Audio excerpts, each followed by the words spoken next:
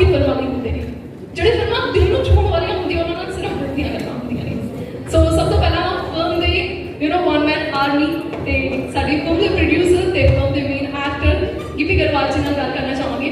ਤੁਸੀਂ ਹਮੇਸ਼ਾ ਆਡੀਅנס ਨੂੰ ਜਦੋਂ ਵੀ ਪੂਰੇ ਸਾਲ ਇੱਕ ਪੈਕੇਜ ਦਿੰਦੇ ਹੋ ਤੁਹਾਡੀ ਫਿਲਮਾਂ ਦਾ, ਵਿੱਚ ਐਂਟਰਟੇਨਿੰਗ ਫਿਲਮਾਂ ਹੁੰਦੀਆਂ ਨੇ, ਕੁਝ ਰੋਮ-ਕॉम ਹੁੰਦੀਆਂ ਨੇ, ਲੇਕਿਨ ਇਸ ਨਾਲ ਹਮੇਸ਼ਾ ਧਿਆਨ ਰੱਖਦੇ ਹੋ ਕਿ ਜਿਹੜੇ ਐਕਚੁਅਲ ਮੁੱਦੇ ਨੇ, ਜਿਹੜੇ ਸੈਂਸਿਟਿਵ ਇਸ਼ੂ ਨੇ, ਉਹਨਾਂ ਨੂੰ ਬਹੁਤ ਹੀ ਸੋਹਣੇ ਤਰੀਕੇ ਨਾਲ ਪੇਸ਼ ਵੀ ਕੀਤਾ ਜਾਂਦਾ ਹੈ। ਅਰਦਾਸ ਜਾਂ ਅਰਦਾਸ ਕਰਾਂ ਉਹ ਫਿਲਮਾਂ ਨੇ ਜਿਨ੍ਹਾਂ ਨੇ ਪੰਜਾਬੀ ਇੰਡਸਟਰੀ ਦਾ ਇੱਕ ਦੌਰ ਬਦਲ ਦਿੱਤਾ। ਐਂਡ ਦੈਨ ਮਾਂ, ਹਮੇਸ਼ਾ ਅਸੀਂ ਦੇਖਦੇ ਹਾਂ ਕਿ ਮਾਂ ਦਾ ਕਿਰਦਾਰ ਸਾਨੂੰ ਫਿਲਮਾਂ ਦੇ ਵਿੱਚ ਵੇਖਣ ਨੂੰ ਮਿਲਦਾ, ਲੇਕਿਨ ਉਹ ਕਿਰਦਾਰ ਕਿਤੇ ਲੁਕ ਜਾਂਦਾ ਹੈ। ਇੱਕ ਮਾਂ ਦੇ ਕਿਰਦਾਰ ਤੇ ਪੂਰੀ ਫਿਲਮ ਤੁਸੀਂ ਬਣਾਈ ਹੈ। ਸੋ ਕਿਸ ਤਰ੍ਹਾਂ ਇਸ ਥਾਟ ਦੀ ਸ਼ੁਰੂਆਤ ਹੋਈ ਤੇ ਕਿਸ ਤਰ੍ਹਾਂ ਪ੍ਰੋਸੈਸ ਰਿਹਾ, ਪਲੀਜ਼ ਸ਼ੇਅਰ ਵਿਦ ਅਸ। ਸਤਿ ਸ਼੍ਰੀ ਅਕਾਲ ਜੀ, ਪਹਿਲਾਂ ਤਾਂ ਸਾਰਿਆਂ ਨੂੰ ਜਿੱਥੇ ਕਹਿੰਦੇ ਆ ਜੀ, ਥੈਂਕ ਯੂ ਤੁਹਾਡਾ ਬਹੁਤ ਬਹੁਤ, ਤੁਸੀਂ ਇੱਥੇ। ਮਾਂ ਜਿਹੜੀ ਫਿਲਮ ਹੈ ਜੀ ਸਾਡੀ, ਇਹ ਬਹੁਤ ਟਾਈਮ ਤੋਂ ਪਲਾਨ ਕਰ ਰਹੇ ਸੀ ਅਸੀਂ। ਪਹਿਲੀ ਫਿਲਮ ਸੀਗੀ ਹੰਬਲ ਮੋਸ਼ਨ ਪਿਕਚਰ ਦੀ, ਐਕਚੁਅਲੀ ਜਿਹੜੀ ਅਸੀਂ ਬਣਾਉਣੀ ਚਾਹੁੰਦੇ ਸੀ ਉਹ ਮਾਂ ਸੀ। ਮੈਂ ਕਹਾਣੀ ਜਦੋਂ ਮੈਂ ਸੋਚਿਆ ਕਿ ਤੇ ਪੜ੍ਹਾਈ ਤੇ ਰਾਣੇ ਭਾਈ ਨੂੰ ਕਿਹਾ ਕਿ ਭਾਈ ਇਸ ਸਬਜੈਕਟ ਦੇ ਉੱਤੇ ਕੁਝ ਲਿਖੋ, ਤੇ ਉਹਨਾਂ ਨੇ ਸ਼ੁਰੂ ਕੀਤਾ। ਇਨ ਬਿਟਵੀਨ ਅਸੀਂ ਅਰਦਾਸ ਲਿਖੀ ਤੇ ਅਰਦਾਸ ਬਣ ਗਈ, ਪਹਿਲਾਂ ਮੰਜੇ ਬਿਸਤਰੇ ਆ ਗਈ। ਸਬਜੈਕਟ ਐਡਾ ਵੱਡਾ ਸੀਗਾ ਕਿ ਟਾਈਮ ਲੱਗਦਾ ਗਿਆ।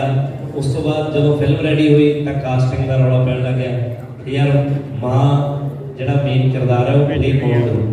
ਉਸ ਵੇਲੇ ਸੱਚੀ, ਕਿਉਂਕਿ ਦਿਵਿਆ ਜੀ ਨੇ ਬਹੁਤ ਟਾਈਮ ਤੋਂ ਪੰਜਾਬੀ ਕੋਈ ਫਿਲਮ ਨਹੀਂ ਸੀ ਕੀਤੀ, ਸਾਡੇ ਇਮੀਡੀਏਟ ਦਿਮਾਗ 'ਚ ਨਹੀਂ ਆਇਆ। ਤੇ ਜਦੋਂ ਆਇਆ ਫਿਰ ਇਹਨਾਂ ਨੂੰ ਮਨਾਉਣਾ ਪਿਆ, ਤੇ ਹੁਣ ਜਦੋਂ ਮੰਨ ਗਏ ਤੇ ਫਾਈਨਲੀ ਇਹ ਸਬਜੈਕਟ ਬਣਿਆ ਵਾ। ਮੈਂ ਸੱਚੀ ਕਹਿ ਰਿਹਾ ਕਿ ਮੈਨੂੰ ਇੱਦਾਂ ਲੱਗਦਾ ਕਿ ਸਾਡੀ ਹੰਬਲ ਮੋਸ਼ਨ ਪਿਕਚਰ ਦੀ ਸਭ ਤੋਂ ਵਧੀਆ ਫਿਲਮ ਹੋਊਗੀ। ਬਹੁਤ ਮਿਹਨਤ ਕੀਤੀ ਹੈ ਪੂਰੀ ਟੀਮ ਨੇ, ਜਿਹਦਾ ਕਿਸੇ ਦੇ ਚਾਹੇ ਘੱਟ ਸੀਨ ਨੇ ਚਾਹੇ ਵੱਧ ਸੀਨ ਨੇ, ਹਰ ਰੋਲ ਬਹੁਤ ਜ਼ਿਆਦਾ ਇੰਪੋਰਟੈਂਟ ਹੈ ਇਸ ਫਿਲਮ ਦੇ ਵਿੱਚ। ਕੋਈ ਵੀ ਕਰੈਕਟਰ ਵੇਸਟ ਨਹੀਂ ਹੋਇਆ ਹੈਗਾ। ਸੋ ਬਸ ਹੁਣ ਤਾਂ ਇੱਕ ਦਿਨ ਰਹਿ ਗਿਆ, ਅੱਜ ਸ਼ਾਮ ਨੂੰ ਤੁਹਾਨੂੰ ਫਿਲਮ ਦਿਖਾ ਦੇਣੀ ਆ ਅਸੀਂ, ਤੁਸੀਂ ਦੇਖਿਓ। ਬਾਕੀ ਤੁਸੀਂ ਦੇਖ ਕੇ ਦੱਸਿਓ ਕਿ ਤੁਹਾਨੂੰ ਕਿੱਦਾਂ ਲੱਗੀ, ਆਪਣੇ ਫੀਡਬੈਕ ਦਿਓ ਜੀ। Thank you so much. Thank you. ਤੇ Divya Datta ma'am, thank you, ਤੁਸੀਂ ਇਸ ਪ੍ਰੋਜੈਕਟ ਲਈ ਹਾਂ ਕਰ ਦਿੱਤੀ, ਬਿਕੋਜ਼ ਜਿੰਨੇ ਸੋਹਣੇ ਤਰੀਕੇ ਦੇ ਨਾਲ ਤੁਸੀਂ ਰੋਲ ਪਲੇ ਕੀਤਾ ਹੈ, ਲੱਗਦਾ ਨਹੀਂ ਕਿ ਮਤਲਬ ਇੰਨੇ ਸੋਹਣੇ ਤਰੀਕੇ ਦੇ ਨਾਲ ਇਸ ਤਰ੍ਹਾਂ ਦੇ ਵੱਖਰੇ ਵੱਖਰੇ ਮਾਂ ਦੀ ਮਮਤਾ, ਮਾਂ ਦੇ ਕਿਰਦਾਰ, ਮਾਂ ਦਾ ਉਹ ਰੋਹ, ਮਾਂ ਦਾ ਗੁੱਸਾ, ਪਿਆਰ, ਇੰਨੇ ਵੇਰੀਏਸ਼ਨ ਸਾਨੂੰ ਕਿਤੇ ਵੇਖਣ ਨੂੰ ਮਿਲਦੇ। And once again welcome back to Punjabi industry. ਉਮੀਦ ਕਰਦੇ ਹਾਂ ਕਿ ਹੋਰ ਵੀ ਪ੍ਰੋਜੈਕਟਸ ਦੇਖਣ ਨੂੰ ਮਿਲਣਗੇ। ਉਹ ਤਾਂ ਕਿਸੇ ਨੇ ਕਰ ਦਿੱਤੇ ਹੋਣੇ ਸੀ। Okay, so talking about the film, ਮੈਂ ਦੇਖ ਰਹੀ ਸੀ ਕਿ ਜਦੋਂ ਤੁਸੀਂ ਟ੍ਰੇਲਰ ਦੇ ਗਾਣੇ ਵੇਖ ਰਹੇ ਸੀ ਤਾਂ ਇੱਕ ਇਮੋਸ਼ਨਸ ਦੀ ਰੋਲਰ ਕੋਸਟਰ ਰਾਈਡ ਚੱਲ ਰਹੀ ਸੀ ਅੰਦਰ। ਅਲੱਗ-ਅਲੱਗ ਤਰ੍ਹਾਂ ਦੇ ਇਮੋਸ਼ਨ ਫੀਲ ਹੋ ਰਹੇ ਸੀ, ਬਿਕੋਜ਼ ਆਬਵੀਅਸਲੀ ਤੁਸੀਂ ਜੋ ਸ਼ੂਟ ਕੀਤਾ ਹੋਵੇਗਾ ਤਾਂ ਕੁਝ ਹਾਸੇ ਵਾਲੇ ਪਲ ਰਹੇ ਹੋਣੇ, ਕੁਝ ਇਮੋਸ਼ਨਲ ਮੂਮੈਂਟਸ ਰਹੇ ਹੋਣੇ। ਸੋ ਪਲੀਜ਼ ਆਪਣਾ ਸ਼ੂਟਿੰਗ ਐਕਸਪੀਰੀਅੰਸ ਆਪਣੇ ਨਾਲ ਸ਼ੇਅਰ ਕਰੋ। ਥੈਂਕ ਯੂ ਜੀ, ਸਤਿ ਸ਼੍ਰੀ ਅਕਾਲ ਪਹਿਲਾਂ ਸਾਰਿਆਂ ਨੂੰ। ਮੇਰੇ ਲਈ ਅੱਜ ਦਾ ਦਿਨ ਬਹੁਤ ਖਾਸ ਹੈ ਕਿਉਂਕਿ ਪੂਰੀ ਕਾਸਟ ਨਾਲ ਅੱਜ ਅਸੀਂ ਇਕੱਠਿਆਂ ਬੈਠੇ ਹਾਂ ਤੇ ਇਹ ਖਾਸ ਫਿਲਮ ਬਹੁਤ ਸਾਰਿਆਂ ਨਾਲ ਤੁਹਾਡੇ ਨਾਲ ਸਾਂਝੀ ਕਰ ਰਹੇ ਹਾਂ। ਯੈਸ, ਮੈਂ ਬਹੁਤ ਟਾਈਮ ਦੇ ਬਾਅਦ ਪੰਜਾਬੀ ਫਿਲਮਾਂ 'ਚ ਆਈ ਹਾਂ ਤੇ ਮੈਂ ਬਹੁਤ ਖੁਸ਼ ਹਾਂ ਕਿ ਇਸ ਫਿਲਮ ਨਾਲ ਆਈ ਹਾਂ। ਇਸ ਤੋਂ ਜ਼ਿਆਦਾ ਪਿਆਰੀ, ਖੂਬਸੂਰਤ, ਵੱਡੀ ਫਿਲਮ ਨਹੀਂ ਹੋ ਸਕਦੀ ਸੀ। So I have to thank Gippy ਜਿਨ੍ਹਾਂ ਨੇ ਇਹ ਸਟੋਰੀ ਸੁਣਾਈ ਇੰਨੀ ਖੂਬਸੂਰਤੀ ਨਾਲ। ਪਰ ਅੱਜ ਜਦ ਮੈਂ ਦੇਖ ਰਹੀ ਹਾਂ ਸਾਰੇ ਗਾਣੇ ਇਕੱਠਿਆਂ, ਸਾਰੀ ਕਾਸਟ ਨਾਲ, ਸਾਰੀ ਪ੍ਰੈਸ ਨਾਲ, ਉਹਦਾ ਹਲੇ ਹੈਂਗਓਵਰ ਹੈਗਾ ਮੇਰਾ। I don't know how much I can talk right now, but ਮੈਨੂੰ ਲੱਗਦਾ ਹੈ ਸਭ ਤੋਂ ਵੱਡੀ gift coming firm humble motion pictures ਇਸ ਮਦਰਸ ਡੇ ਤੇ ਸਾਰੇ ਬੱਚਿਆਂ ਨੂੰ, ਸਾਰੇ ਮਾਪਿਆਂ ਨੂੰ ਮਿਲਦੀ ਹੈ। ਮੈਂ ਬਹੁਤ ਖੁਸ਼ ਹਾਂ ਕਿ ਇਸ ਦਾ ਇੱਕ ਅਹਿਮ ਹਿੱਸਾ ਬਣ ਸਕੀ। ਤਹਿ ਦਿਲੋਂ ਸ਼ੁਕਰੀਆ ਮੇਰੀ ਬਹੁਤ ਹੀ ਪਿਆਰੀ ਟੀਮ ਨੂੰ, ਇੱਕ ਇੱਕ ਬੰਦੇ ਨਾਲ, ਮਤਲਬ ਮੈਂ ਬਹੁਤ ਪਿਆਰ ਨਾਲ ਇਹਨਾਂ ਸਾਰਿਆਂ ਨੇ ਮੈਨੂੰ ਇੰਨਾ ਪਿਆਰ ਦਿੱਤਾ, ਨਾ ਨਿਗਾਹ ਰੱਖ ਦਿੱਤਾ। ਆਈ ਐਕਚੁਅਲੀ ਫੀਲ ਸੋ ਗੁੱਡ ਕਿ ਵਾਪਸ ਫੈਮਿਲੀ ਨੂੰ ਮਿਲਿਆ।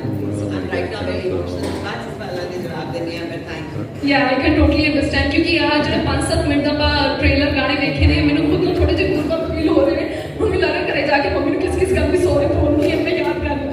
ਓਕੇ, ਸੋ ਗੁਰਪ੍ਰੀਤ ਘੁੱਗੀ ਜੀ, ਸਰ ਆਬਵੀਅਸਲੀ ਤੁਸੀਂ ਫਿਲਮਾਂ ਦੇ ਵਿੱਚ ਕਿਹੜੇ ਕਿਰਦਾਰਾਂ ਦੇ ਵਿੱਚ ਨਜ਼ਰ ਆ ਰਹੇ ਹੋ, ਉਹ ਤਾਂ ਅਸੀਂ ਹੁਣ ਕਾਊਂਟ ਕਰਨਾ ਛੱਡ ਦਿੱਤਾ ਹੈ, ਕਿਉਂਕਿ ਕਦੇ ਤੁਸੀਂ ਹਸਾਉਂਦੇ ਹੋ, ਕਦੇ ਰੁਲਾਉਂਦੇ ਹੋ, ਕਦੇ ਤੁਹਾਡੇ ਕਿਰਦਾਰ ਦੇ ਕੇ ਗੁੱਸਾ ਆਉਂਦਾ ਹੈ ਕਿ ਆਏ ਐਡਾ ਭੈੜਾ ਬੰਦਾ ਵੀ ਹੋ ਸਕਦਾ। ਹਰ ਤਰ੍ਹਾਂ ਦੇ ਕਿਰਦਾਰ ਤੁਸੀਂ ਇੰਨੇ ਪਰਫੈਕਟਲੀ ਪਲੇ ਕਰਦੇ ਹੋ ਕਿ ਮਤਲਬ ਬਹੁਤ ਔਖਾ ਹੋ ਜਾਂਦਾ ਹੈ ਦੇਖਣਾ ਕਿ ਇਸ ਕਿਰਦਾਰ 'ਚ ਇੰਨੀ ਵੇਰੀਏਸ਼ਨ ਵੀ ਆ ਸਕਦੀ ਹੈ। So again talking to the Maa film, ਇਸ ਫਿਲਮ ਦੇ ਵਿੱਚ ਵੀ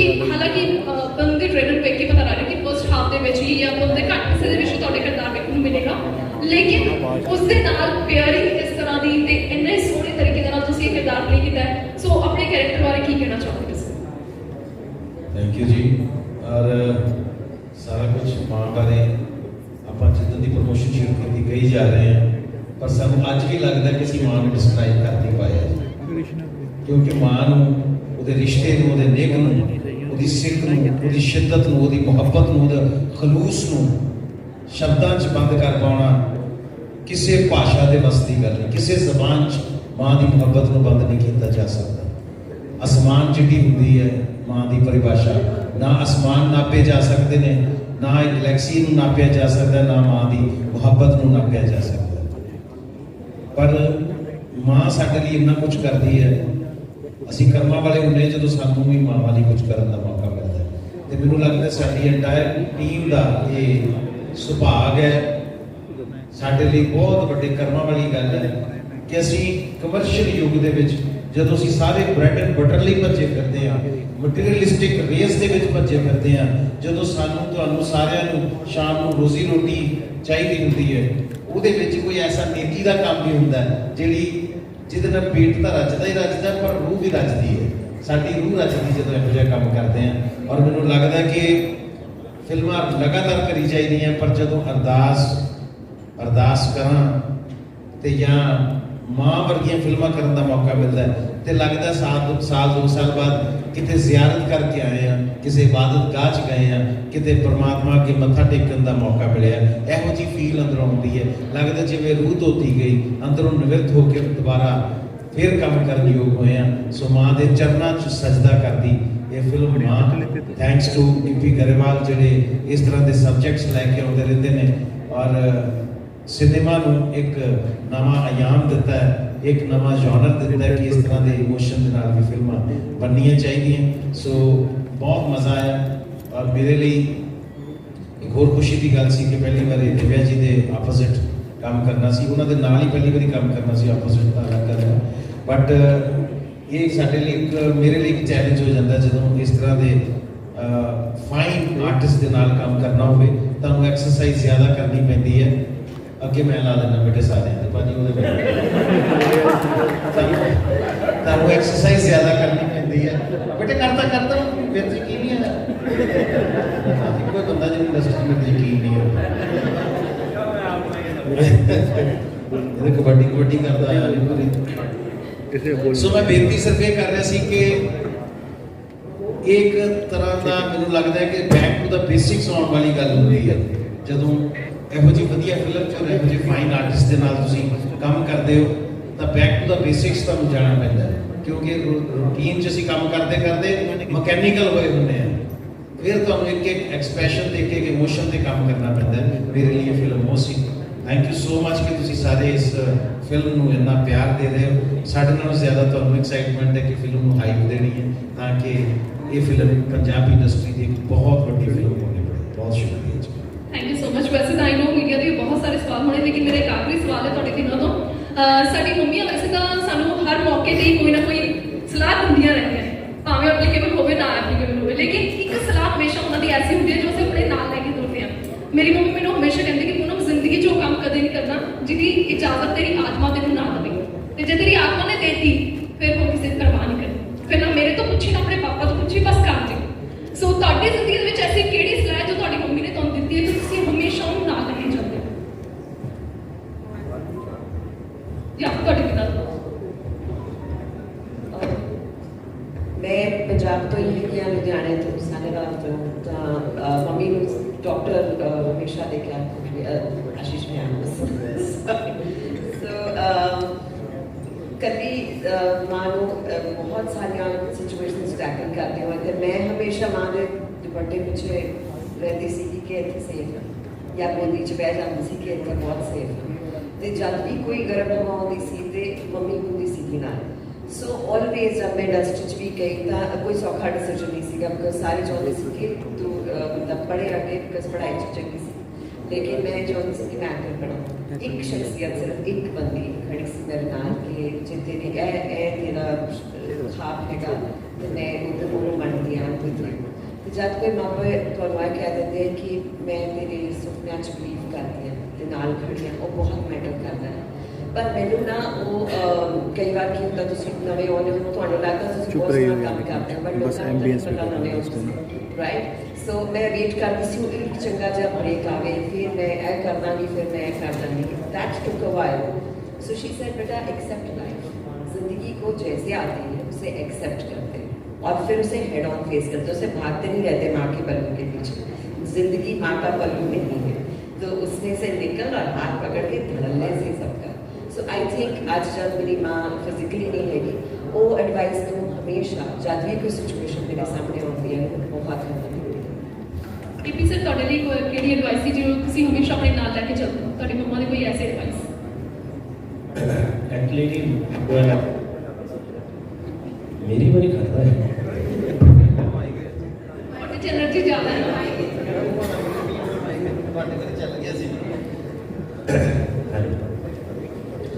ਮੈਨੂੰ ਇੱਦਾਂ ਲੱਗਦਾ ਜੀ ਕਿ ਕੋਈ ਵੀ ਬੰਦਾ ਜਦੋਂ ਕਿਸੇ ਮੁਕਾਮ ਤੇ ਪਹੁੰਚਦਾ ਆਪਣੀ ਮਾਂ ਦੀਆਂ ਦੁਆਵਾਂ ਨਾਲ ਹੀ ਪਹੁੰਚਦਾ।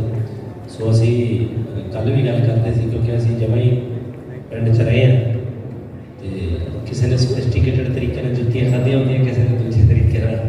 ਸੋ ਮੈਂ ਤਾਂ ਜਦੋਂ ਫਿਲਮ ਦਾ ਥਾਟ ਆਇਆ ਸੀ ਤੇ ਮੈਨੂੰ ਰਾਣੇ ਬਾਈ ਨੇ ਪੁੱਛਿਆ ਕਿ ਬਾਈ ਕਿੱਦਾਂ ਦੀ ਕਹਾਣੀ ਲਿਖਣੀ ਹੈ। ਇਹਦੇ 'ਚ ਜਿਹੜਾ ਉਹ ਇੱਕ ਸੀਨ ਹੈ, ਉਸ ਟੀਜ਼ਰ ਕੱਟਿਆ ਸੀ ਜਦੋਂ ਇਹ ਸਮੀਪ ਭੱਜਦਾ ਤੇ ਜੁੱਤੀ ਲੈ ਕੇ ਪਿੱਛੇ ਜਾਂਦੇ ਨੇ ਤੇ ਚੱਪਲ ਚੱਕੀ ਹੋਈ ਆ ਤੇ ਉਹ ਡਿੱਗ ਜਾਂਦਾ ਤੇ ਉਹ ਚੱਪਲੀ ਸੱਟ ਕੇ ਭੱਜ ਕੇ ਜਾ ਕੇ ਉਹਨੂੰ ਚੱਕਦੀ ਆ। ਐਕਚੁਅਲੀ ਉਹੀ ਉਹਨਾਂ ਹੀ ਲਿਖਿਆ ਸੀ। ਮੈਂ ਇਹਨਾਂ ਨੂੰ ਕਿਹਾ ਸੀ, ਮੈਂ ਕਿਹਾ ਮੇਰੇ ਨਾਲ ਬਹੁਤ ਹੁੰਦਾ ਸੀ ਜਦੋਂ ਮੰਮੀ ਮੈਨੂੰ ਕੁੱਟਣ ਕੱਟਣ ਲੱਗਦੇ ਸੀ ਜਾਂ ਕੋਈ ਇੱਦਾਂ ਦੀ ਮਾੜੀ ਮੋਟੀ ਗੱਲ ਹੁੰਦੀ ਸੀ ਤਾਂ ਅਸੀਂ ਕੋਈ ਹੋਰ ਬਹਾਨਾ ਬਣਾਉਂਦੇ, ਮੈਂ ਡਿੱਗ ਪਿਆ ਜਾਂ ਕੁਝ ਹੋ ਗਿਆ ਤਾਂ ਮਾਂ ਸਾਰਾ ਕੁਝ ਭੁੱਲ ਕੇ ਉੱਧਰ ਲੱਗ ਜਾਂਦੀ ਸੀ, ਹੈ ਨਾ। ਸੋ ਉਸ ਥਾਟ ਤੋਂ ਬਣਾਈ ਸੀ। ਸੋ ਮੈਨੂੰ ਲੱਗਦਾ ਕਿ ਅੱਜ ਜਿੱਥੇ ਤੱਕ ਵੀ ਪਹੁੰਚੇ ਸਾਰੀਆਂ ਮਾਂ ਦੀਆਂ ਦਿੱਤੀਆਂ ਹੋਈਆਂ ਸਿੱਖਿਆਵਾਂ ਨੇ, ਸੋ ਮਾਂ ਦੀਆਂ ਦਿੱਤੀਆਂ ਹੋਈਆਂ ਚੀਜ਼ਾਂ ਨਾਲ ਇੱਥੇ ਤੱਕ ਪਹੁੰਚੇ। ਕਿਉਂਕਿ ਸਰ ਤੁਹਾਡੇ ਤੋਂ ਸੇਮ ਕੁਐਸਚਨ ਹੈ, ਕੋਈ ਐਸੀ ਐਡਵਾਈਸ ਜੋ ਤੁਸੀਂ ਹਮੇਸ਼ਾ ਨਾਲ ਲੈ ਕੇ ਚੱਲਦੇ? ਦੇਖੋ ਜਿਹੜੀ ਐਡਵਾਈਸ ਹੈ ਨਾ ਜੀ, ਇਹ ਤੇ ਅੰਗਰੇਜ਼ ਦਿੰਦੇ ਹੁੰਦੇ ਨੇ, hey son I have advice for you. ਸਾਡੀਆਂ ਮਾਵਾਂ ਤੇ ਚੰਡਦੀਆਂ ਨੇ, ਗਰੂਮਿੰਗ ਕਰਦੀਆਂ ਨੇ, ਉਹ ਫੰਡ ਕੇ ਚੰਡ ਕੇ। ਉਹ ਸਾਡੇ ਤਾਂ ਜੰਮਦਿਆਂ ਨੇ ਬਚਪਨ 'ਚ ਇੱਕੋ ਗੱਲ ਸੁਣੀ ਹੁੰਦੀ ਮਾਂ ਪਿਓ ਕੋਲੋਂ ਕਿ ਰੰਬਾ ਤੇ ਮੁੰਡਾ ਜਿੰਨੇ ਚੰਡੋ ਉਹਨੇ ਠੀਕ ਰਹਿੰਦੇ ਨੇ। ਸੋ ਸਾਡੀ ਤਾਂ ਗਰੂਮਿੰਗ ਕਰਦੇ ਨੇ। ਪਰ ਜਿਵੇਂ ਅੱਜ ਮਾਂ ਦੀਆਂ ਗੱਲਾਂ ਦਾ ਕਰਕਸ ਕੱਢਾਂ, ਕਿਉਂਕਿ ਮਾਂ ਨੇ ਤਾਂ ਕੋਲ ਬਹਿ ਕੇ ਕਦੀ ਨਹੀਂ ਐਡਵਾਈਸ ਕੀਤਾ ਕਿ ਤੈਨੂੰ ਸਲਾਹ ਦੇਣ ਲੱਗੀ ਹੈ, ਪਰ ਜੇ ਕਰਕਸ ਮੈਂ ਸਾਰੀ ਗੱਲ ਦਾ ਦੇਖਦਾ ਤੇ ਉਹ ਇਹ ਹੈ ਕਿ ਮਾਂ ਨੇ ਜ਼ਿੰਦਗੀ 'ਚ ਇੱਕ ਤਾਂ ਇਹ ਚੀਜ਼ ਸਿਖਾਈ ਕਿ ਮਿਹਨਤ ਅਣਥੱਕ ਕਰਨੀ ਹੈ। ਮਿਹਨਤ ਤੋਂ ਬਾਅਦ ਕਦੇ ਪਿੱਛੇ ਮੁੜ ਕੇ ਨਹੀਂ, ਅੱਛਾ ਇੰਨਾ ਭੱਜ ਲਿਆ ਮੈਂ, ਇੰਨਾ ਕਰ ਰਿਹਾ ਨਹੀਂ, ਅੱਗੇ ਦੇਖਣਾ ਕਿ ਹੋਰ ਕੀ ਕਰਨ ਵਾਲਾ ਪਿਆ। ਇਹ ਮੇਰੀ ਮਾਂ ਦੀ, ਮੇਰੇ ਪਿਓ ਦੀ ਸਿੱਖਿਆ ਮੈਨੂੰ। ਔਰ ਦੂਜਾ ਜਿਹੜੀ ਮੈਨੂੰ ਲੱਗਦਾ ਕਿ ਬਹੁਤ ਵੱਡੀ ਇੱਕ ਮੈਨੂੰ ਮਾਂ ਤੋਂ ਚੀਜ਼ ਮਿਲੀ ਹੈ, ਮੈਂ ਸਾਰੀ ਗੱਲ ਦਾ ਦੇਖਦਾ ਆਪਣੇ ਮਾਂ ਪਿਓ ਤੋਂ, ਕਿ ਝੂਠ ਕਦੇ ਨਹੀਂ ਬੋਲਣਾ। ਸੱਚ ਦੀ ਕਿੰਨੀ ਵੀ ਕੀਮਤ ਤਾਰਨੀ ਪੈ ਜਾਏ, ਸੱਚ ਹੀ ਸੱਚ ਹੁੰਦਾ ਹੈ। ਝੂਠ ਦੀ ਕੋਈ ਨਾ ਤਾਂ ਉਮਰ ਹੁੰਦੀ ਹੈ ਨਾ ਉਹਦੇ ਪੈਰ ਹੁੰਦੇ ਨੇ। ਉਹ ਚੀਜ਼ ਜ਼ਿੰਦਗੀ 'ਚ ਬਹੁਤ ਕੰਮ ਆਈ ਹੈ। ਮੈਂ ਬਹੁਤ ਲੇਬਰ ਕਰਦੇ ਦੇਖਿਆ, ਆਪਣੀ ਮਾਂ ਨੂੰ ਵੀ ਆਪਣੇ ਪਿਓ ਨੂੰ ਵੀ, ਤੇ ਮੈਨੂੰ ਇੰਨਾ ਕੁਛ ਕਰਨ ਤੋਂ ਬਾਅਦ ਅਜੇ ਵੀ ਲੱਗਦਾ ਕਿ ਜਿੰਨੀ ਉਹਨਾਂ ਨੇ ਮਿਹਨਤ ਕਰ ਲਈ ਉਨੀ ਮੈਂ ਅਜੇ ਤੱਕ ਕਰ ਨਹੀਂ ਸਕਿਆ। ਸੋ ਜਿਹੜੀ ਮਿਹਨਤ ਦਾ ਗੁਣ ਮੇਰੇ ਮਾਂ ਨੇ ਦਿੱਤਾ ਹੈ, ਉਹ ਮੇਰੇ ਲਈ ਸਭ ਤੋਂ ਵੱਡੀ ਮੈਂ ਸਮਝਦਾ ਐਡਵਾਈਸ ਦੀ ਤਰ੍ਹਾਂ ਹੈ। Okay, so I know ਤੁਹਾਡੇ ਸਭ ਦੇ ਬਹੁਤ ਸਾਰੇ ਸਵਾਲ ਹੋਣੇ। We are opening for the media questions. ਜਿਨ੍ਹਾਂ ਦੇ ਸਵਾਲ ਹੈ ਪੁੱਛ ਸਕਦੇ ਨੇ, ਸਾਡੀ ਸਟਾਰਟ ਕਰ ਸਕਦੇ। ਸਤਿ ਸ਼੍ਰੀ ਅਕਾਲ ਸਰ, ਸੈਂਡੀ ਮੇਰਾ ਨਾਮ, ਤੇ ਬਹੁਤ ਅੱਛੇ ਗੱਲ ਤੁਸੀਂ ਬਹੁਤ ਅੱਛੇ ਟੌਪਿਕਸ ਲੈ ਕੇ ਆਏ ਹੋ। ਹੰਬਲ ਮਿਸ਼ਨ ਨੇ ਆਪਣੇ ਆਪ ਨੂੰ ਸਿੱਧ ਕੀਤਾ ਕਰਨੇ ਚਾਹੁੰਦੇ। Thank you so much sir. ਤੇ ਦਿਵਿਆਨੰਦ ਤੁਹਾਡਾ ਸਵਾਲ ਹੈ ਨਾ, ਮੈਂ ਬਾਲੀਵੁੱਡ ਤੋਂ ਹਿੰਦੀ ਫਿਲਮਾਂ ਦੀ ਸ਼ੁਰੂਆਤ ਹੋ ਕੇ ਬੜੇ ਕਿਊਟ ਜਿਹੇ ਤੁਹਾਡੇ ਹੁੰਦੇ ਸੀ ਐਕਸਪ੍ਰੈਸ਼ਨ ਉਸ ਟਾਈਮ ਤੇ ਬਾਲੀਵੁੱਡ ਦੀ ਹਿੰਦੀ ਫਿਲਮਾਂ 'ਚ। ਅੱਜ ਤੁਸੀਂ ਮਦਦ ਲੱਗ ਨਹੀਂ ਰਹੇ ਅੱਜ ਵੀ ਤੁਸੀਂ ਮਦਦ ਨਹੀਂ ਲੱਗ ਰਹੇ। ਭਾਜੀ ਪਹਿਲਾਂ ਬਹੁਤ ਔਖਾ ਬਣਾਇਆ ਸੀ ਇਹਨਾਂ ਨੂੰ ਮੈਂ, ਤੁਸੀਂ ਐ ਨਾ ਕਹੋ। ਤੁਸੀਂ ਕਹੋ ਵੀ ਬਹੁਤ ਘੈਂਟ ਰੋਲ ਜਿਹੜਾ ਇਹਨਾਂ ਨੇ ਕੀਤਾ ਉਹ ਕੋਈ ਨਹੀਂ ਕਰ ਸਕਦਾ। मैं कह रहा कि मदर, मेरा क्वेश्चन ये है कि मदर इंडिया प्ले करके मतलब लॉन्ग पढ़ता ही है मतलब डिफिकल्टी आई हुई है जिंदा ना को उन्होंने तो दादी मां साइन कराई हुई है। ਮੈਂ ਜਦੋਂ ਇਹਨਾਂ ਨੂੰ ਫਿਲਮ ਸੁਣਾਈ ਨਾ ਤਾਂ ਮੈਂ ਇਹਨਾਂ ਨੂੰ ਇਹ ਕਿਹਾ ਵੀ ਮੈਨੂੰ ਦਿਵਿਆ ਜੀ ਨਹੀਂ ਚਾਹੀਦੀ, ਮੈਨੂੰ ਮਨਜੀਤ ਕੌਰ ਚਾਹੀਦੀ। ਸੋ ਜਿਹੜੀ ਸਾਡੇ ਫਿਲਮ ਦਾ ਜੋ ਕਿਰਦਾਰ ਤੇ ਉਹਦੇ ਆਹਾ ਰੰਗ ਨੇ। ਸੋ ਉਦੋਂ ਸਾਡੀਆਂ ਸਾਰੀਆਂ ਗੱਲਾਂ ਖਤਮ ਹੋ ਗਈਆਂ ਸੀ। ਬਾਕੀ ਦੱਸੋ ਜੀ ਤੁਸੀਂ ਕਿਊਟ ਜਿਹੜੇ ਉਹਨਾਂ ਨੇ ਇੱਕ ਸਵਾਲ ਪੁੱਛਿਆ ਤੁਸੀਂ ਬੜੀ ਉੱਥੇ ਹਿੰਦੀ ਫਿਲਮਾਂ 'ਚ ਕਿਊਟ ਲੱਗਦੇ ਸੀ, ਇੱਥੇ ਆ ਕੇ ਕੀ ਹੋ ਗਿਆ? ਲੱਗਦੇ ਹੀ ਪੁੱਛਣ ਦਾ ਮਤਲਬ ਉਹਨਾਂ ਦਾ ਇਹੀ ਸੀ। ਨਹੀਂ ਮੇਰਾ ਇਹ ਨਹੀਂ ਸੀ, ਮੇਰੇ ਸਵਾਲ ਇਹ ਸੀ ਕਿ ਬਹੁਤ ਟੌਪਿਕ ਹੁੰਦਾ ਕਿ ਮਦਰ ਇੰਡੀਆ ਦਾ ਇੱਕ ਬਹੁਤ ਅੱਛੀ ਟੌਪਿਕ ਹੈ, it's a very different topic and I that's why I thank you for so ਇਦਾਂ ਦੀ ਫਿਲਮ ਬਣਾਉਣੀ ਚਾਹੀਦੀ ਹੈ। सैंडी ਤੁਹਾਡਾ ਨਾਂ ਹੈ ਨਾ ਜੀ। Sandy thank you. ਮੇਰੇ ਖਿਆਲ ਮੇਰੀ ਕੋਸ਼ਿਸ਼ ਆਹੀ ਰਹਿੰਦੀ ਹੈ ਕਿ ਜਿਹੜਾ ਵੀ ਰੋਲ ਲਿੱਤਾ ਜਾਏ ਉਹ ਪਹਿਲਾਂ ਨਾ ਕੀਤਾ ਹੋਵੇ। ਤੇ ਕਿਊਟ ਇਮੇਜ ਤਾਂ ਸ਼ਾਇਦ ਮੈਂ ਬਹੁਤ ਪਹਿਲਾਂ ਛੱਡਦੀ ਸੀ, it's been a few years ਨਾ, but thank you for remembering it. ਆਹ ਰੋਲ ਵਾਕਈ ਬਹੁਤ ਔਖਾ ਸੀਗਾ ਕਿਉਂਕਿ ਪਹਿਲੀ ਵਾਰ ਕਰ ਰਹੀ ਸੀ ਤੇ ਤਿੰਨ ਵੱਖਰੇ ਸਟੇਜ ਹੋਏ ਨੇ, ਇੱਕ ਜਦ ਵਿਆਹ ਗਈ ਹੈ, ਫਿਰ ਬੱਚੇ ਨੇ, ਫਿਰ ਇੱਕ ਜਦ ਬੁਢਾਪਾ ਹੁੰਦਾ।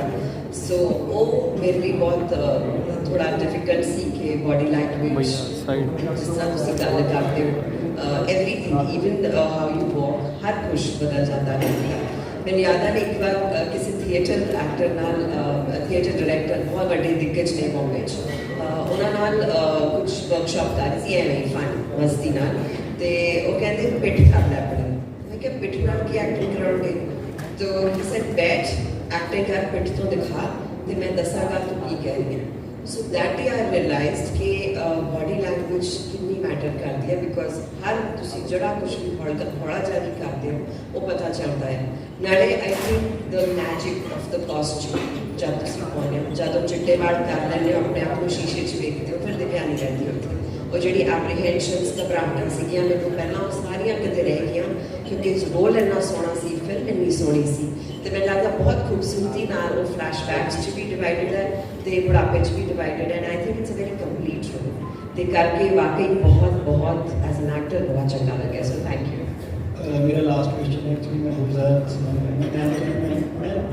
जब ट्रेलर देख रही थी तुसी बहुत ज़्यादा रो रही थी, इतना ज़्यादा मतलब मैं किसी और एक्टर को नहीं देखा था उस टाइम इमोशनल सारे ਸੀ ਅਸੀਂ ਆਪ ਕਿਸੇ ਨੂੰ ਤੁਸੀਂ ਬਹੁਤ ਸਤਿ ਸ਼੍ਰੀ ਅਕਾਲ ਸਾਰਿਆਂ ਨੂੰ। ਪਹਿਲਾਂ ਤਾਂ ਮੈਨੂੰ ਪ੍ਰਾਊਡ ਹੈ ਕਿ ਮੈਂ ਇੱਕ ਮਾਂ ਹਾਂ। ਫਿਰ ਮੁਬਾਰਕਬਾਦ ਪ੍ਰਮੋਸ਼ਨ ਪਿਕਚਰ ਕਿ ਮੈਂ ਇੰਟਰਵਿਊ ਸੁਣ ਰਹੀ ਸੀ ਗਿੱਪੀ ਦੀ, ਉਹਦੇ ਵਿੱਚ ਇੱਕ ਸ਼ਬਦ ਸੀ ਕਿ ਜਿੱਥੇ ਰੱਬ ਨਹੀਂ ਪਹੁੰਚਦਾ ਉੱਥੇ ਮਾਂ ਪਹੁੰਚਦੀ।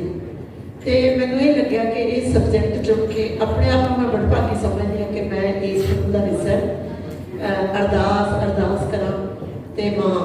ਤੇ ਮੈਨੂੰ ਇਹ ਲੱਗਿਆ ਕਿ ਜ਼ਿੰਦਗੀ ਦੇ ਵਿੱਚ ਜਿਹੜੇ ਬੰਦੇ ਨੂੰ ਇਹ ਮੌਕਾ ਮਿਲ ਗਿਆ, ਤੇ ਮੈਂ ਉੱਥੇ ਜਦੋਂ ਦੇਖ ਰਹੀ ਸੀ ਕਿ ਦਿਵਿਆ ਜੀ ਨੂੰ, ਜਦੋਂ ਮੈਂ ਲੇਟ ਆਈ ਹਾਂ ਇੰਡਸਟਰੀ ਦੇ ਵਿੱਚ ਕਿਉਂਕਿ ਮੈਂ ਥੀਏਟਰ ਹੀ ਕਰਦੀ ਸੀ, ਤੇ ਜਦੋਂ ਮੈਂ ਦੇਖ ਰਹੀ ਸੀ ਤੇ ਮੈਨੂੰ ਇਹ ਲੱਗਦਾ ਸੀਗਾ ਕਿ ਗੁਰਪ੍ਰੀਤ ਤੂੰ ਜ਼ੀਰੋ ਹੈ, ਸਿੱਖ ਇੱਥੋਂ ਸਿੱਖ।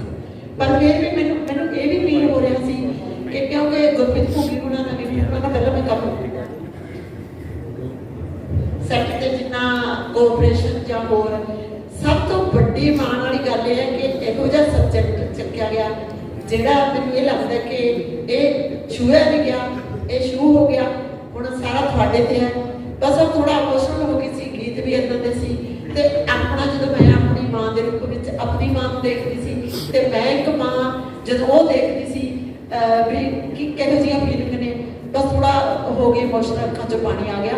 ਪਰ ਫਿਰ ਵੀ ਗ੍ਰੇਟ ਜਿਨ੍ਹਾਂ ਨੇ ਇਹ ਕੰਮ ਕੀਤਾ ਤੇ ਸਾਤੋਂ ਕਰਵਾਇਆ, ਮਾਣ ਮਹਿਸੂਸ ਕਰਦੇ ਹਾਂ। ਥੈਂਕ ਯੂ ਤੁਹਾਡਾ ਸਾਰਿਆਂ ਦਾ। Another question? Anyone else?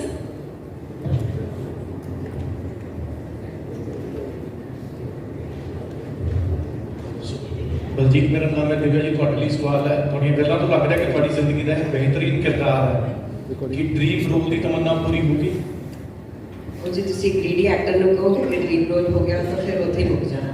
I think ਇਹ ਮੇਰੇ ਲਈ one of the finest roles of done. Yes, complete role ਕਿਸੇ ਵੀ ਐਕਟਰ ਲਈ ਇੰਨੀ ਵਰਿਆਂ ਦੀ ਜਰਨੀ ਪੂਰੀ ਕਰਨਾ, ਦਿਖਾਉਣਾ is beautifully challenging। बहुत खूबसूरत फिल्म है। Yes, it is one of my best roles 100%।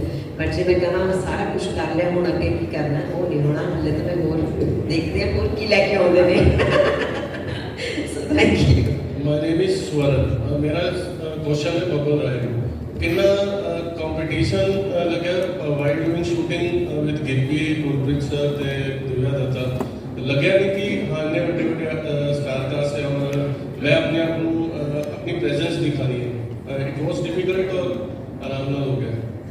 ਪਹਿਲਾਂ ਸਤਿ ਸ਼੍ਰੀ ਅਕਾਲ ਜੀ ਸਾਰਿਆਂ ਨੂੰ। ਨਹੀਂ ਮੇਰੇ ਪਰਿਵਾਰ ਅਸੀਂ ਸਾਰੇ ਤੇ ਆਪਣੇ ਨਾਲ ਕੋਈ ਕੰਪੀਟੀਸ਼ਨ ਨਹੀਂ ਹੁੰਦਾ ਹੈਗਾ, ਸਾਰੇ ਵੱਡੇ ਆ, ਇਹਨਾਂ ਤੋਂ ਬਹੁਤ ਸਿੱਖਣ ਨੂੰ ਮਿਲਿਆ। ਥੋੜਾ ਪ੍ਰੈਸ਼ਰ ਜ਼ਰੂਰ ਸੀਗਾ ਖਾਸ ਕਰਕੇ ਜਦੋਂ ਮੈਂ ਨਾਲ ਜਦੋਂ ਮੇਰਾ ਪਹਿਲਾ ਸੀਨ ਸੀ ਉਹ ਥੋੜਾ ਡਰਿਆ ਸੀਗਾ, ਪਰ ਵੱਡਿਆਂ ਦਾ ਵੱਡਾਪਣ ਇਹੀ ਹੁੰਦਾ ਕਿ ਉਹ ਕਦੇ ਵੀ ਆਪ ਤੋਂ ਛੋਟਿਆਂ ਨੂੰ ਨਵਿਆਂ ਨੂੰ ਇਹ ਫੀਲ ਨਹੀਂ ਹੋਣ ਦਿੰਦੇ ਵੀ ਤੁਸੀਂ ਨਵੇਂ ਹੋ ਤੋਂ ਛੋਟੇ ਹੋ। ਸੋ ਇੱਦਾਂ ਦੀ ਕੋਈ ਗੱਲ ਨਹੀਂ ਸੀ, ਸਾਰਿਆਂ ਨੇ ਬਹੁਤ ਮਿਹਨਤ ਕੀਤੀ ਹੈ ਫਿਲਮ ਲਈ। ਮੇਰੇ ਹਿੱਸੇ ਬਹੁਤ ਅਹਿਮ ਕਿਰਦਾਰ ਆਇਆ ਤਕਰੀਬ ਦਾ, ਉਹਦੇ ਲਈ ਮੈਨੂੰ ਵੀ ਕਾਫੀ ਮਿਹਨਤ ਕਰਨੀ ਪਈ, ਪਰ ਹੁਣ ਸਾਰੇ ਸੀਨੀਅਰ ਜਦੋਂ ਅਪਰੀਸ਼ੀਏਟ ਕਰਦੇ ਤਾਂ ਵਧੀਆ ਲੱਗਦਾ। Thank you. ਮੇਰਾ ਸਵਾਲ ਇੱਕ ਗਿੱਪੀ ਭਾਜੀ ਨਾਲ ਹੈ ਕਿ ਜੀ ਤੁਸੀਂ ਕਲਾਕਾਰ ਔਰ ਇੱਕ ਗਾਇਕ ਵੀ ਹੈਗੇ ਹੋ, ਇਸ ਫਿਲਮ 'ਚ ਤੁਹਾਡਾ ਕੋਈ ਆਪਣਾ ਗਾਇਆ ਹੋਇਆ ਗਾਣਾ ਵੀ ਹੈਗਾ? ਨਹੀਂ ਜੀ, ਅਗਰ ਨਹੀਂ ਹੈ ਤਾਂ ਕਿਉਂ ਹੈ? ਮੇਰੇ ਕਰੈਕਟਰ ਦੇ ਨਾਲ ਕੋਈ ਗਾਣਾ ਜਾਂਦਾ ਨਹੀਂ ਸੀ, ਔਰ ਮੈਂ ਤੁਸੀਂ ਦੇਖਿਆ ਹੋਣਾ ਕਿ ਜਦੋਂ ਤੋਂ ਮੈਂ ਫਿਲਮਾਂ ਸ਼ੁਰੂ ਕੀਤੀਆਂ ਨੇ, ਪਹਿਲੀ ਫਿਲਮ ਜਿਹੜੀ ਮੈਂ ਐਜ਼ ਆ ਪ੍ਰੋਡਿਊਸਰ ਕੀਤੀ ਸੀ ਉਹ ਕੈਰੀ ਔਨ ਜੱਟਾ ਸੀ। ਤੇ ਜੇ ਮੈਂ ਇਹ ਸੋਚ ਕੇ ਫਿਲਮ ਬਣਾਉਂਦਾ ਵੀ ਮੇਰਾ ਸਾਰਾ ਕੁਝ ਹੋਣਾ ਚਾਹੀਦਾ ਤਾਂ ਕੈਰੀ ਔਨ ਜੱਟਾ ਦੇ ਵਿੱਚ ਘੁੱਗੀ ਭਾਜੀ, ਬਿੰਨੂ ਢਿੱਲੋਂ ਤੇ ਜਸਵਿੰਦਰ ਭਗਤ ਨਾਲੋਂ ਬੈਟਰ ਰੋਲ ਮੇਰਾ ਹੋਣਾ ਚਾਹੀਦਾ ਸੀ। ਸੋ ਜਦੋਂ ਅਸੀਂ ਉਹ ਸਕ੍ਰਿਪਟ ਲਿਖੀ, ਘੁੱਗੀ ਭਾਜੀ ਪਾਰਟ ਸੀਗੇ ਸਕ੍ਰਿਪਟ ਤੋਂ ਉਸ ਫਿਲਮ ਦੇ, ਸਾਨੂੰ ਲੱਗਿਆ ਕਿ ਇਹ ਫਿਲਮ ਇੱਦਾਂ ਹੀ ਬਣੂਗੀ ਤਾਂ ਹੀ ਵਧੀਆ ਬਣੂਗੀ। ਸੋ ਮੈਂ ਕਦੇ ਵੀ ਕੋਈ ਚੀਜ਼ ਧੱਕੇ ਨਾਲ ਨਹੀਂ ਪਾਈ ਹੈਗੀ। ਸੋ ਇਹਦੇ ਵਿੱਚ ਵੀ ਜਿੰਨਾ ਮੇਰਾ ਰੋਲ ਸੀ ਇਹ ਬਹੁਤ ਕਰੈਕਟਰ ਰੋਲ ਹੈ, ਤੇ ਪਰ ਰੋਲ ਜਿੰਨਾ ਵੀ ਹੈ ਮੇਰਾ ਮੈਨੂੰ ਵਧੀਆ ਲੱਗਦਾ। ਮੈਨੂੰ ਇਹ ਲੱਗਦਾ ਕਿ ਈਵਨ ਜਦੋਂ ਮੈਂ ਘੁੱਗੀ ਭਾਜੀ ਨੂੰ ਵੀ ਕਿਹਾ ਵੀ ਘੁੱਗੀ ਭਾਜੀ ਆਹ ਰੋਲ ਕਰਨਾ, ਸਾਨੂੰ ਸਾਰਿਆਂ ਨੂੰ ਇਹ ਗੱਲ ਦਾ ਪਤਾ ਸੀ, ਅਸੀਂ ਜਿੰਨੇ ਇੱਥੇ ਬੈਠੇ ਹਾਂ ਹਰ ਬੰਦੇ ਨੂੰ ਪਤਾ ਸੀ ਕਿ ਇਹ ਫਿਲਮ ਹੈ ਜਿਹੜੀ ਇਹ ਦਿਵਿਆ ਜੀ ਦੀ ਫਿਲਮ ਹੈ, ਇਹ ਮਾਂ ਦੀ ਫਿਲਮ ਹੈ। ਬਟ ਉਹ ਫਿਲਮ ਬੈਟਰ ਕਿੱਦਾਂ ਬਣ ਸਕਦੀ ਹੈ ਕਿ ਜੇ ਸਾਰੇ ਵਧੀਆ ਐਕਟਰ ਇਕੱਠੇ ਹੋ ਕੇ ਨਾਲ ਸਪੋਰਟ ਕਰਨ ਤੇ ਵਧੀਆ ਤਰੀਕੇ ਨਾਲ ਕੰਮ ਕਰਨ। ਸੋ ਅਸੀਂ ਗਾਣੇ ਵੀ ਜੋ ਜਿਸ ਤਰੀਕੇ ਨਾਲ ਸ਼ੂਟ ਹੁੰਦੇ ਸੀ, ਕੋਈ ਇਹ ਨਹੀਂਗਾ ਕਿ ਗਾਣਾ ਐਂਡ ਦੇ ਉੱਤੇ ਕੋਈ ਅਸੀਂ ਪ੍ਰਮੋਸ਼ਨਲ ਗਾਣਾ ਪਾਤਾ ਮੇਰਾ, ਸੋ ਨਾ ਮੇਰੇ ਕਰੈਕਟਰ ਨਾਲ ਜਾਂਦਾ ਸੀ ਨਾ ਫਿੱਟ ਹੁੰਦਾ ਸੀ, ਤੇ ਇਸ ਕਰਕੇ ਪਾਇਆ ਨਹੀਂ। ਬਾਕੀ ਪੂਰੀ ਸਟਾਰਕਾਸਟ ਨਾਲ ਇੱਕ ਛੋਟਾ ਸਵਾਲ ਹੈ ਕਿ ਇਸ ਫਿਲਮ ਦੇ ਵਿੱਚ ਜੋ ਕੋਈ ਚੈਲੰਜ ਤੁਹਾਨੂੰ ਕਿਹਾ ਜਾ ਰਿਹਾ ਹੈ, ਜੋ ਸਭ ਤੋਂ ਵੱਡਾ ਚੈਲੰਜ ਹੈ?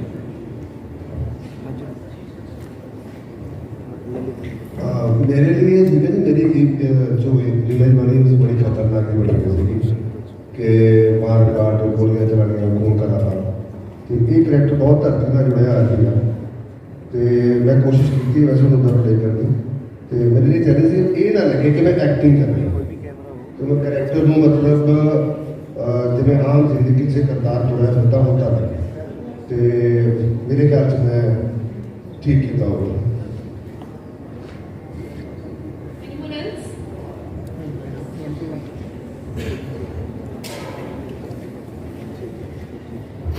ਸਤਿ ਸ਼੍ਰੀ ਅਕਾਲ ਜੀ, Varun this side from PDC Punjabi. Divya undoubtedly question ਤੁਹਾਡੇ ਲਈ ਹੈ। ਆਈ ਮੇਟ ਯੂ 5 ਇਅਰਸ ਬੈਕ ਜਦੋਂ ਤੁਸੀਂ ਆਪਣੀ ਮਦਰ ਦੇ ਲਈ ਬੁੱਕ ਵੀ ਲਿਖੀ ਸੀ ਮੀ ਐਂਡ ਮਾਂ, ਤੇ ਤੁਸੀਂ ਹਰ ਵਾਰ ਇੰਟਰਵਿਊਜ਼ ਦੇ ਵਿੱਚ ਵੀ ਇਹੀ ਕਹਿੰਦੇ ਹੋ ਕਿ ਤੁਹਾਨੂੰ ਇੰਡਸਟਰੀ ਦੇ ਵਿੱਚ ਸਪੋਰਟ ਕਰਨ ਵਾਲਾ ਦੋਸਤ ਬਾਅਦ 'ਚ ਪਹਿਲਾਂ ਜਿਹਨੇ ਸਪੋਰਟ ਕੀਤਾ ਤੁਹਾਡੇ ਮਦਰ ਸੀਗੇ, ਤੇ ਇਸ ਚੀਜ਼ ਨੂੰ ਆਪਾਂ ਸੈਕਿੰਡ ਰੀਜ਼ਨ ਕੰਸੀਡਰ ਕਰ ਸਕਦੇ ਹਾਂ ਇਸ ਫਿਲਮ ਨੂੰ ਸਾਈਡ ਤੇ ਕਰਨ ਲਈ?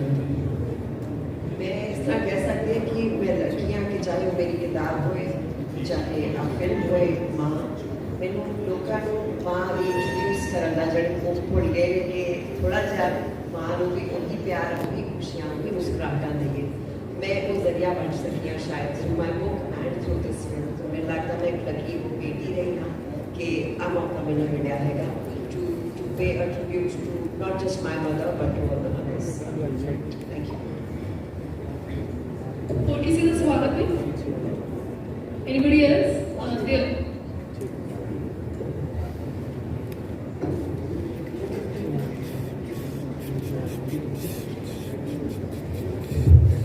आप सभी को मेरा नमस्कार। मेरा नाम शिल्पा यादव है और मेरा सवाल आप सभी के लिए है कि आप सभी को कोई ऐसी प्रॉब्लम मतलब मूवी के टाइम पे जो फेस करनी पड़ी हो जो आप हम सभी के साथ शेयर करना चाहेंगे तो वो बताएं।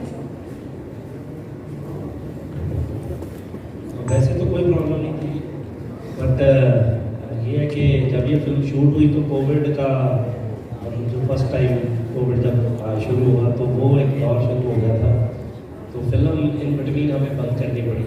ऑलमोस्ट 8-10 दिन की शूट रहती थी, तो वो आके बाद में शूट की है। वही एक थोड़ा प्रॉब्लम एक समस्या हमें आई जिसकी वजह से काफ़ी, क्योंकि जो छोटे छोटे बच्चे सी ये पहला 3 साल पहले शूट कर लिया सी, इन्होंने एक 2 सीन रह गए, पतंदर बड्डे बहुत हो गए वो बहुत अच्छी चीज़ा मैनेज की है। एक और बच्चा सीगा ते वो काफ़ी बड़ा हो गया सी, ते ਉਹਦੇ ਸੀਨ ਬਹੁਤ ਡਿਫਰੈਂਟ ਤਰੀਕੇ ਨਾਲ ਸ਼ੂਟ ਕੀਤੇ, ਬਹੁਤ ਮੈਨੇਜ ਕੀਤਾ। ਲੱਕੀਲੀ ਸੀਨ ਇੱਕ ਰਹਿੰਦਾ ਸੀ ਉਹਦਾ ਤੇ ਉਹਨੂੰ ਤਰੀਕੇ ਨਾਲ ਮੈਨੇਜ ਕੀਤਾ। ਉਹੀ ਇੱਕ ਸਮੱਸਿਆ ਸੀ, ਬਾਕੀ ਤਾਂ ਕੋਈ ਪ੍ਰੋਬਲਮ ਨਹੀਂ ਹੈ। ਇਹ ਟੱਚਵਰਡ ਫਿਲਮ ਬਹੁਤ ਵਧੀਆ ਤਰੀਕੇ ਨਾਲ ਸ਼ੂਟ ਹੋਈ ਔਰ ਬਹੁਤ ਰੀਚ ਲਾ ਕੇ ਸ਼ੂਟ ਕੀਤੀ ਹੋਈ ਫਿਲਮ ਹੈ ਜੀ।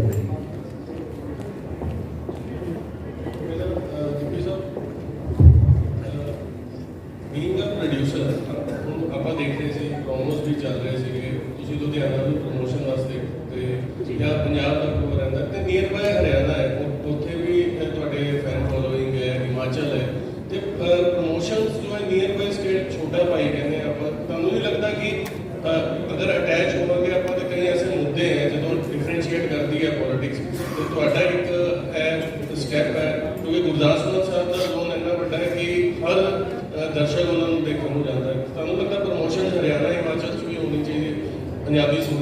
ਐਕਚੁਅਲੀ ਕੀ ਹੈ ਕਿ ਦੇਖੋ ਜਦੋਂ ਆਪਾਂ ਹੁਣ ਪੰਜਾਬ 'ਚ ਵੀ ਆ, ਹੁਣ ਅੱਗੇ ਕੀ ਹੁੰਦਾ ਸੀਗਾ ਕਿ ਆਪਾਂ ਆਲਮੋਸਟ ਅਸੀਂ ਕੋਸ਼ਿਸ਼ ਕਰਦੇ ਸੀਗੇ ਕਿ ਜਦੋਂ ਫਿਲਮਾਂ ਜਾਂ ਅਸੀਂ ਆਪਣੀਆਂ ਪਹਿਲੀ ਕੈਰੀਅਰ ਜੱਟਾ ਜਾਂ ਜਿਹਨੇ ਮੇਰਾ ਦਿਲ ਲੁੱਟਿਆ, ਸਿੰਘ ਵਰਸਸ ਕੌਰ, ਉਦੋਂ ਅਸੀਂ ਤਕਰੀਬਨ ਹਰ ਸ਼ਹਿਰ 'ਚ ਜਾਂਦੇ ਸੀ ਪੰਜਾਬ ਦੇ ਵਿੱਚ।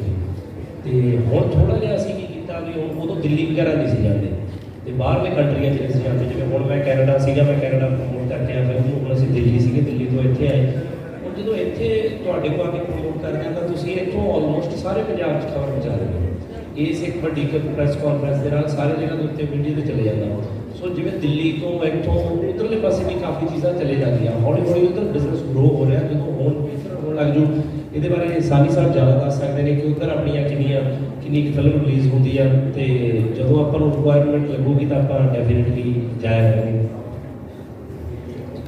ਸਤਿ ਸ਼੍ਰੀ ਅਕਾਲ ਜੀ ਮੇਰੇ ਸਾਰਿਆਂ ਨੂੰ। ਸੋ ਫਿਲਮਸ ਮੈਨੂੰ ਲੱਗਦਾ ਹੈ ਕਿ ਇੱਕ ਮੀਡੀਅਮ ਹੁੰਦੀਆਂ ਨੇ ਲੋਕਾਂ ਤੱਕ ਪਹੁੰਚਣ ਦਾ, ਤੇ ਮੀਡੀਅਮ ਅੱਜ ਸੋਸ਼ਲ ਮੀਡੀਆ, ਡਿਜੀਟਲ ਮੀਡੀਆ ਇੰਨਾ ਪਾਵਰਫੁਲ ਹੋ ਚੁੱਕਾ ਹੈ ਕਿ ਤੁਸੀਂ ਹਾਂਗਕਾਂਗ 'ਚ ਵੀ ਫਿਲਮ ਰਿਲੀਜ਼ ਕਰ ਰਹੇ ਹੋ ਚੰਡੀਗੜ੍ਹ ਬੈਠ ਕੇ। ਸੋ ਸਮਹਾਓ ਇੱਕ ਕਨੈਕਟੀਵਿਟੀ ਮੈਨੂੰ ਲੱਗਦਾ ਕਿ ਥਰੂ ਸੋਸ਼ਲ ਮੀਡੀਆ ਅਸੀਂ ਆਲਰੇਡੀ ਅਦਰ ਸਟੇਟਸ ਹੁੰਦੀ ਹੈ, ਬਟ ਤੁਹਾਡਾ ਸੁਜੈਸ਼ਨ ਮੋਸਟ ਵੈਲਕਮ ਹੈ ਜੀ। ਜਿਸ ਤਰ੍ਹਾਂ ਫਿਲਮਸ ਹੋਰ ਆਪਣਾ ਦਾਇਰਾ ਵਧਾਉਂਦੇ ਉਸ ਨੂੰ ਅਸੀਂ ਬਾਕੀ ਸਟੇਟਸ ਨੂੰ ਪ੍ਰਮੋਟ ਕਰਾਂਗੇ। Thank you for the suggestion. क्योंकि जी आप यूनिक हो गया क्योंकि जी बाकी तो सारे सीनियर है, सारे सियाने कलाकार ने, नए कलाकार सारे अपना रोल बापू भी निभा लेंगे ने। बच्चे को किवें तुसी एक्ट कराया, किवें इन्हां नूं सिलेक्ट कीता? ये तो बच्चे बहुत, एक तो मुंडे को नैशनल अवार्ड मिला जी, ये बहुत अच्छे एक्टर ने, भी मुंडा बहुत अच्छा एक्टर है जी। और सच्ची दसा तो इन्होंने कोई सानू इदा की कोई कुछ करना नहीं पाएगा कि असीं इन्हां नूं स्पीकर नूं कुछ दसिया या कुछ किया। इन्होंने उन्होंने रूल समझाया, बहुत इंटैलीजेंट एक्टर रहे और ये कह सकते हैं कि ये छोटा वर्जन ऑफ घुग्गी भाजी होनी है। बहुत सियाने में ये भी तुसीं उन्हें काउंटर मेरे वाली कैटेगरी च काउंटर ना करो इन्होंने। मतलब मैं एक गल दसां, बच्चे सारे नालों खतरनाक एक्टर होंदे ने, ਉਹ ਜਿੰਨਾ ਨੈਚੁਰਲ ਕਰਦੇ ਨੇ ਨਾ ਸਾਨੂੰ ਪਤਾ ਵੀ ਨਹੀਂ ਚੱਲਦਾ। We have to match them, we have to match them। मतलब ਇਹਨਾਂ ਦੇ ਰੀਟੇਕਸ ਘੱਟ ਹੋਏ ਬਾਕੀਆਂ ਨਾਲੋਂ? नहीं, ये तो एक्चुअली साढ़े डायरैक्टर साहब बलजीत सिंह दिओ जी इतने है नहीं गए, क्योंकि मैं ज़्यादा दस नहीं सकता क्योंकि जो मैं शूटिंग से सी उदों ये नहीं सी, क्योंकि जो ये शूटिंग से सी उदों मैं नहीं सी, क्योंकि मैं यही हाँ। ये मेरा छोटा है जोरा, जो छोटा हुआ है तो छोटे का पार्ट इन्हें निभाया, मेरे वाला इन्हें बब्बल का निभाया तो तकदीर का। सो वो उस करके मैनू नहीं पता भी इन्होंने कितने टेक लाए, बट यह है कि इन्होंने, मैं फिल्म देखी है, फिल्म मैं देखी है, इन्होंने बहुत ही अच्छा परफॉर्म किया, बहुत ज़्यादा बढ़िया।